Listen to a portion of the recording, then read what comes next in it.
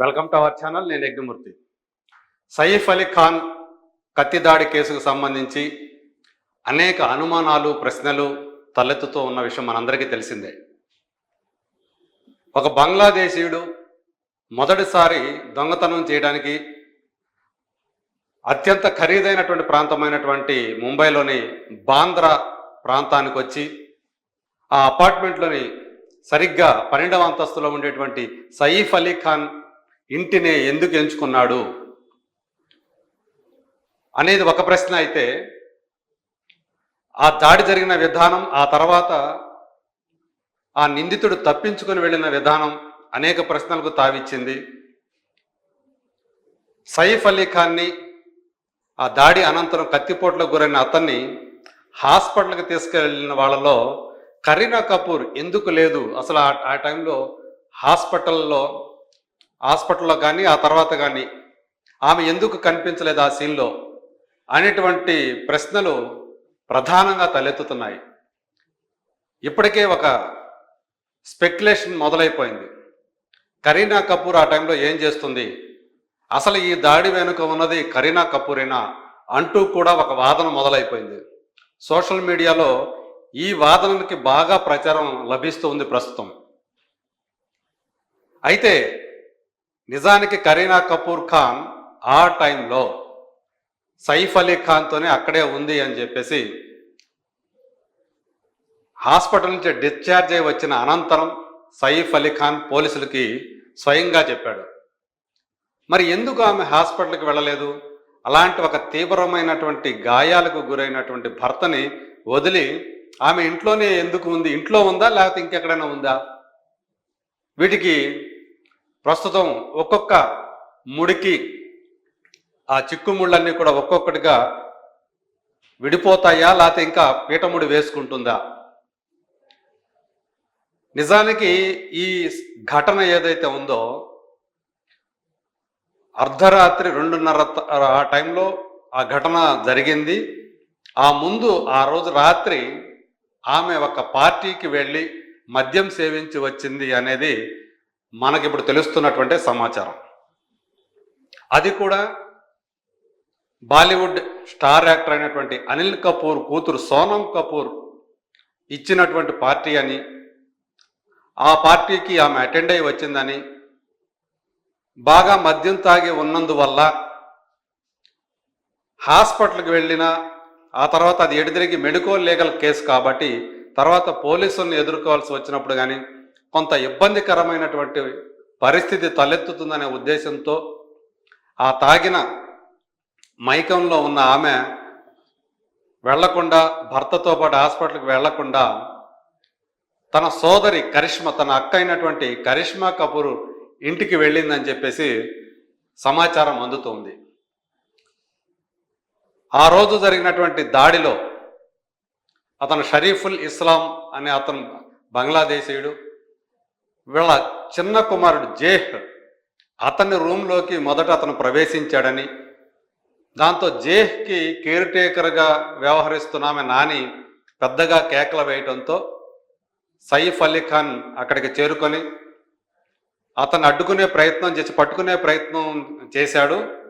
దాంతో తప్పించుకునే క్రమంలో ఆ దొంగ సయీఫ్ అలీ ఖాన్ కత్తితో దాడి చేశాడు.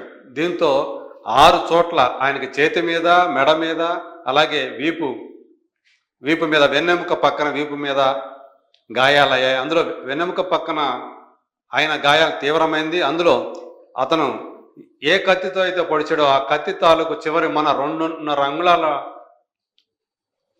పొడవైనటువంటి ఆ మొక్క విరిగిపోయి అతని వీపులోనే గుచ్చుకుపోయింది.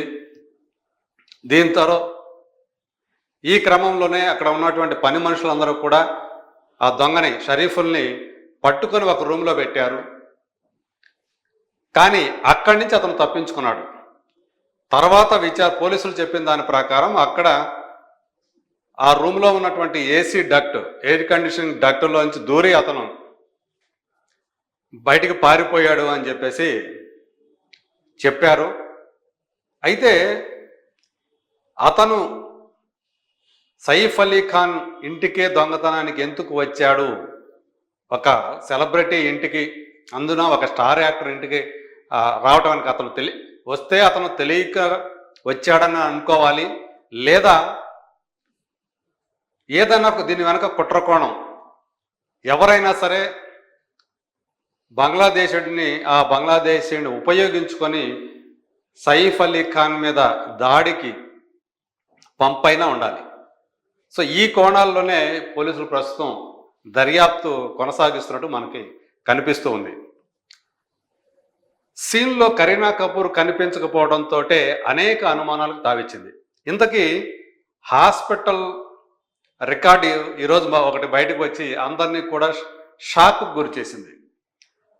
నిన్నటి దాకా కూడా సైఫ్ పెద్ద కుమారుడైనటువంటి ఇబ్రహీం అలీ ఖాన్ అతను వచ్చి తండ్రిని హాస్పిటల్కి తీసుకువెళ్ళాడు అంటూ ప్రచారం జరిగింది. కానీ హాస్పిటల్ రికార్డు ప్రకారం యాక్చువల్గా సైఫ్ని తీసుకువెళ్ళింది హాస్పిటల్కి అఫ్సర్ జైదీ అనేటువంటి ఫ్రెండు అని చెప్పేసి ఆ రికార్డులో ఉంది.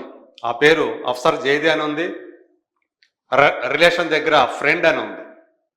సో దీన్ని బట్టి ఇప్పుడు దాకా బయటకు వచ్చినటువంటి ప్రచారం ఏదైతే ఉందో అదంతా కాదు, వేరే ఉంది అని ఒక్కొక్కటి నిజాలు బయటకు వస్తూ ఉన్నాయి.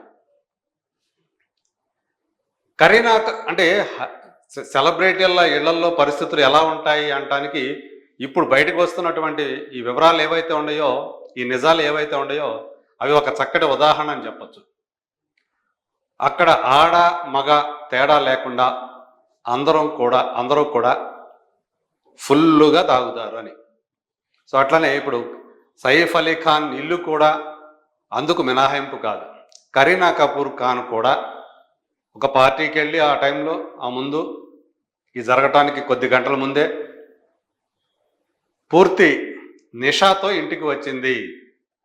సో ఇది ఆమె గనక బయటకు వస్తే, భర్తతో పాటు ఆమె గనక హాస్పిటల్కి వెళ్ళినట్లయితే ఖచ్చితంగా ఇది ఒక పెద్ద న్యూస్ అవుతుంది. బాగా తాగి ఉన్నది అనే విషయం బయట ప్రపంచానికి తెలుస్తుంది. అది ఇంకా మరింతగా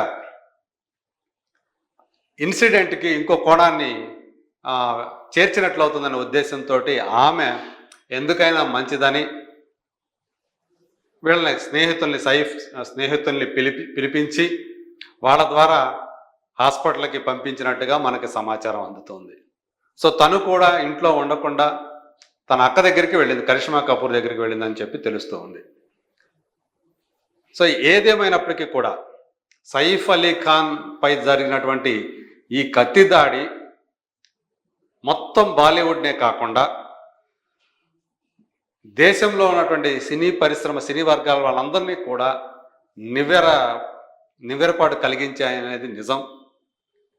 రకరకాల థీరీలు ఇందులో బయటకు వచ్చాయి. దీని వెనక మాఫియా హస్తం ఉండొచ్చని, అలాగే ఇంకోటి మతపరమైనటువంటి అంశం కూడా ఉండవచ్చని, ఇలా రకరకాలటువంటి ప్రచారాలు వచ్చాయి. ఇప్పటికీ కూడా పోలీసులు నిందితుడిని పట్టుకున్నారు, కోర్టుకి హాజరుపరిచారు, 5 రోజుల పాటు కస్టడీలోకి తీసుకున్నారు. మరి ఇప్పుడు ఆ నిందితుడి నుంచి పోలీసులు ఏం వివరాలు రాబడతారు, బయట ప్రపంచానికి ఏం చెప్తారు అనే దాని మీద ఇప్పుడు అందరూ కూడా ఆసక్తిగా ఎదురు చూస్తూ ఉన్నారు. దానికోసం వాళ్ళు ఏం చెప్తారనే దానిపైన. ఏమైనప్పటికీ కూడా ఇప్పటిదాకా కూడా కరీనా కపూర్కు సంబంధించినటువంటి ఆమె వ్యవహార ధోరణి ఏదైతే ఉందో అది అనేక అనుమానాలకు తావిచ్చిందనే మాట మాత్రం వాస్తవం. ఆమె ఒకవేళ దీని వెనక ఏమన్నా ఆస్తులకు సంబంధించినటువంటి కోణం కూడా ఉందా, ఆర్థికపరమైనటువంటి కోణం కూడా ఉందా అనే యాంగిల్లో కూడా పోలీసులు విచారణ జరుపుతున్నట్టుగా మనకు తెలుస్తూ ఉంది. ఎందుకంటే కొన్ని వేల కోట్ల రూపాయలకి సైఫ్ అలీ ఖాన్ వారసుడు. సో దానికి సంబంధించి కూడా కేంద్ర ప్రభుత్వంతో సైఫ్ అలీ ఖాన్కి వివాదం ఉంది. అది ఇంకా ప్రస్తుతం కోర్టు పరిధిలోనే ఉంది. రీసెంట్గా దానికి సంబంధించినటువంటి ఒక అంశం, సో ఆ 15,000 కోట్ల రూపాయలకు సంబంధించినటువంటి ఆస్తుల్ని కేంద్ర ప్రభుత్వం స్వాధీనం చేసుకునే అవకాశం ఉందని కూడా మనం వార్తల్లో చూస్తూ ఉన్నాం.